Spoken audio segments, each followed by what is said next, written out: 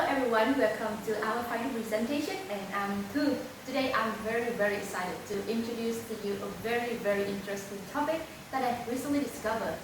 And through this presentation, I believe that we can have a more thorough understanding about rhetoric as well as have new experiences with our reading and writing in terms of literary text.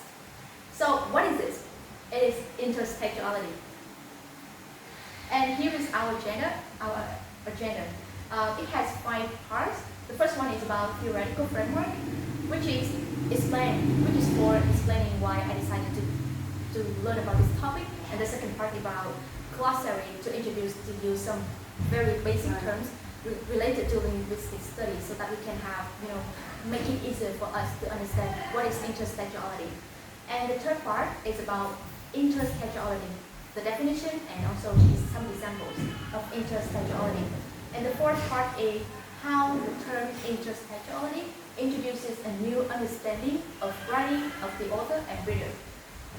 And the final part is Q&A. This is for you to challenge my idea and ask me any question, and can have some discussion about intertextuality and can co-learn together. So, why I decided to study intertextuality?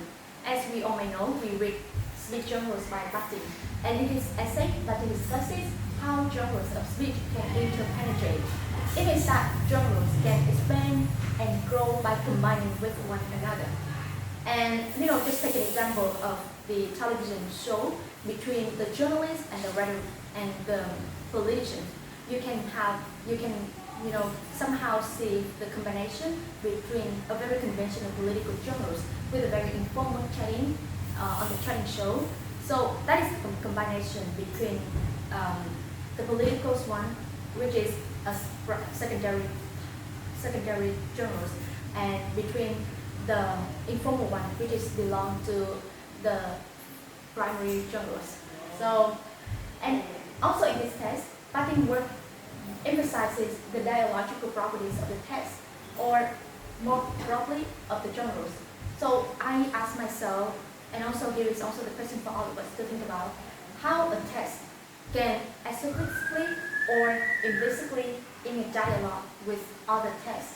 So I believe that, and also based on my research, I think that to answer this question, I believe that we may need to understand the concept of intertextuality. So that's the reason why I decided to learn about it.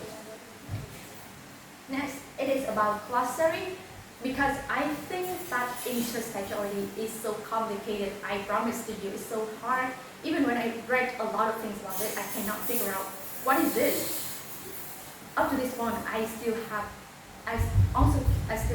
keep asking myself, what is that actually intertextuality? So to make it easier for you, I provided to use 2 basic terms related to linguistic study. The first one is structuralism, and the second one is deconstruction.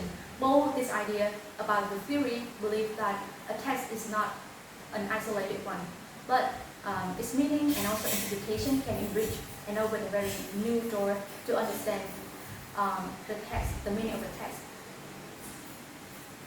And okay, let's move on to the most important part of this presentation. It is intertextual. I promise it's really hard, but please follow me, please. Keep watching me, okay?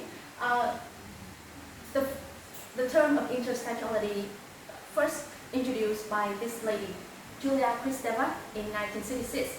And she believed that the text is not a unified, isolated object that gives a singular meaning, but an element open to various interpretations.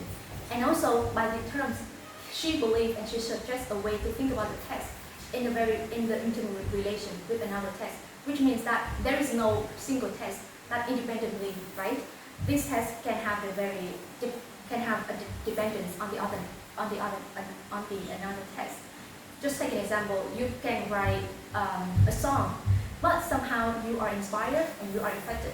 You have the influences from another song coming from Korea or somehow. That is an example of intertextuality.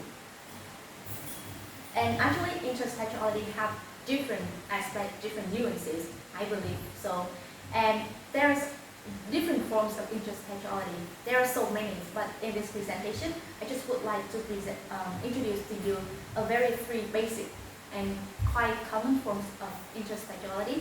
The first one is allusion, the second one is pastiche, and the final one is parody. I believe that you will find most familiar with parody. Why? Because it is so popular on YouTube, right?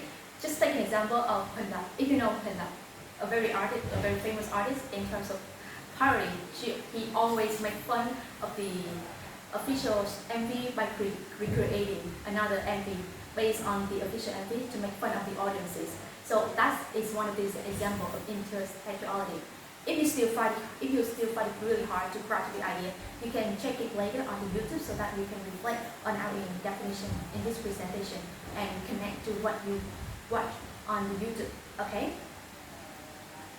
Okay, and because the intertextuality emphasizes and focuses on the interconnection between the text, so that is a really new definition and new understanding about the text, because traditionally we always think that the text is so dependent and there is no intervention between the outside, right? It is so dependent, so like it is standing alone, but it's not. Since the intertextuality, we have new understanding about the text, and it also creating and leading to a new understanding of reader and the author. So right now, we will dive into the significance of intertextuality in how we rethink and redefine the role of the author and the reader. Okay, about the author, I would ask you one question. What is the first thing come to your mind when you think about the author? Is it the owner or the father of the text, right? In back to high school, we always think that the author is the creator and he owns very meaning. He owns everything of the text, including the meaning. But it is just for the modern literature, which means that in this period, we believe that the author is the creator of verbal text, including poems, articles, literary works. But in essence, the author is the creator of the new literary values. But move later, when the terms of intertextuality come into being, which means that we move to postmodern literature, we have new understanding of the author, which is that the author has the role of compiler or arranger of pre-existent possibilities within the language system, which means that the author just played a role that conveying the idea to the audiences, to the language. And the text itself will do the role of creating the meaning. So this claim is one of the things that denies the role of the author. And in a very famous essay by Barthes, The Death of the Author, Barthes argues that the author has nothing to do with the text. And he closed his essay with the very famous lines that the birth of the readers is at all costs, is the death of the author. So what does this mean? Does this mean that the role of the reader is higher than the role of the author? Yeah, it's true. In terms of in the line of intertextuality, the reader plays a very important role. The reader receives the message from the text, but at the same time, it's also a component of the message. And the actor is directly involved in the process of creating the meaning for the text. Why? Because the text is interconnected with the other one, right? So the readers who has very various experiences and also very different and rich background can draw on them experiences with another text to integrate or decipher the text. And if this person think about the text as something very normal, but the other one think of the text is very abnormal, it means that the text can have two different ways to think about it. It is not normal and it is so abnormal at the same time. So one text but has two different ways to think about it. That's the importance of the readers in the way we think about the meaning of the text. And it is also the end of the presentation today.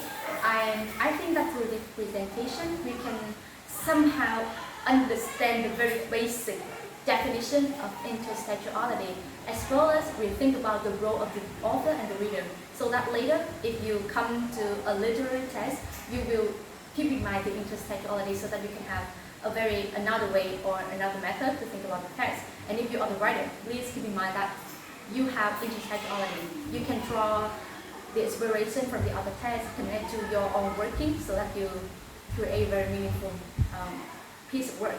So, okay, that's all. That is the end of our presentation. Very thank you for listening. And right now, let's move on the Q&A. Please ask me any question. Thank you.